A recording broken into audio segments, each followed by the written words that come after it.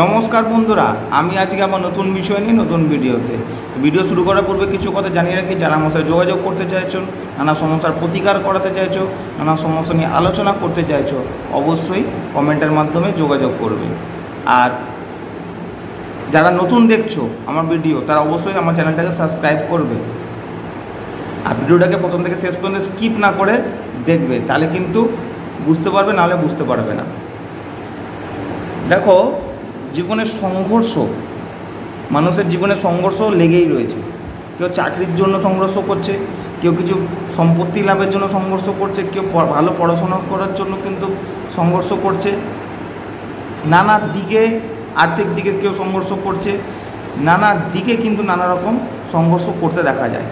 কিন্তু কথা হচ্ছে, এখন এই সংঘর্ষটাকে কমানোর জন্য কি করণীয় বা কি করবে, যেটা করলে, যে উপায়টা করলে তোমাদের জীবনের সংঘর্ষটা আস্তে আস্তে কমে আসবে। আজকে যে বিষয় সেটা হচ্ছে রাশি অনুযায়ী কিভাবে সংঘর্ষ কমাবে। প্রথমে আসি, তাহলে কথা না বাড়ি শুরু করি। প্রথমে মেষ রাশি, এদের সংঘর্ষ কিন্তু মিশ্রিত থাকে। ভুল সিদ্ধান্ত ও জলদিবাজির জন্য এদের সংঘর্ষ হতে দেখা যায় জীবনে। কি করবে? নিয়মিত সূর্যের উপাসনা করা দরকার। প্রত্যেক বৃহস্পতিবার কোনো ধর্মীয় স্থানে গিয়ে প্রার্থনা করা দরকার। যে যে ধর্মের হোক না কেন, সেই ধর্মীয় স্থানে গিয়ে প্রার্থনা করবে। বৃষ রাশি, এদের সংঘর্ষ খুব করতে হয়, পারিবারিক কারণে সংঘর্ষ হতে দেখা যায়। কি করবে? নিয়মিত শনিদেবের উপাসনা করা দরকার। সার্বজনীন স্থানে গাছ লাগাতে হবে আর তার পরিচর্যা দেখাশোনা করতে হবে। মিথুন রাশি, বেশিরভাগ সংঘর্ষ এদের করতে হয় না। ভুল সিদ্ধান্ত পারিবারিক জীবনে সংঘর্ষ হতে এদের কিন্তু দেখতে পাওয়া যায়। কি করবে? শনিবার হনুমানজির উপাসনা করা দরকার। নিয়মিত মঙ্গলবার বা শনিবার সুন্দরকাণ্ড পাঠ করা দরকার। কর্কট রাশি, বৈবাহিক জীবন নিয়ে মানসিকভাবে এদের কিন্তু সংঘর্ষ করতে হয়। কি করবে? নিয়মিত হনুমানজির উপাসনা করা দরকার। বৃহস্পতিবার নির্ধনার বয়স্কদের হলুদ মিষ্টি দান করতে হবে। সিংহ রাশি, এদের শেষ বয়স অবধি কিন্তু সংঘর্ষ করতে, প্রতিটা জিনিস পাওনার ক্ষেত্রে কিন্তু এদের সংঘর্ষ করতে দেখা যায়। কি করবে? বাড়িতে কলার গাছ লাগাবে। বাড়িতে বলতে বাড়ির সামনে বা মাঝে কলা গাছ লাগাবেন। বাড়ির পিছন দিক করে, নিজের এরিয়ার মধ্যেই পিছন দিক করে কলা গাছ লাগিয়ে দেবেন।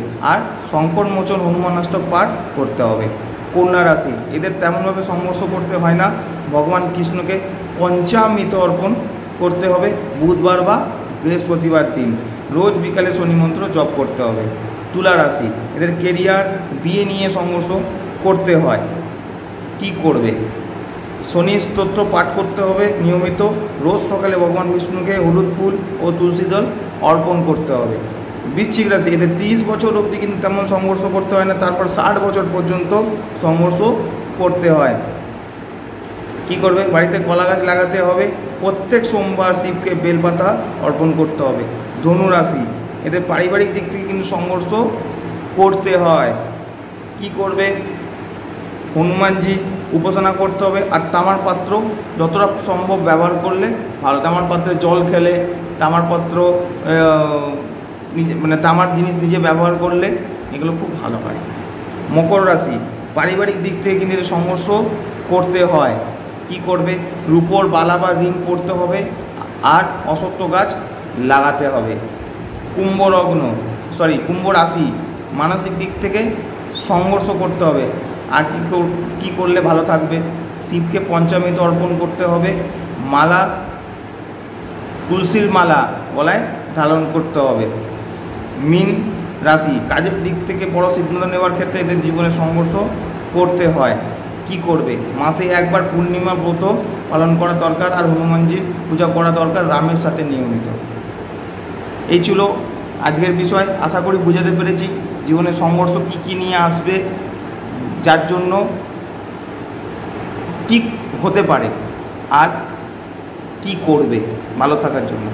আজকের মতো এই পর্যন্ত। দেখা হচ্ছে নতুন ভিডিও নতুন বিষয়ের সাথে।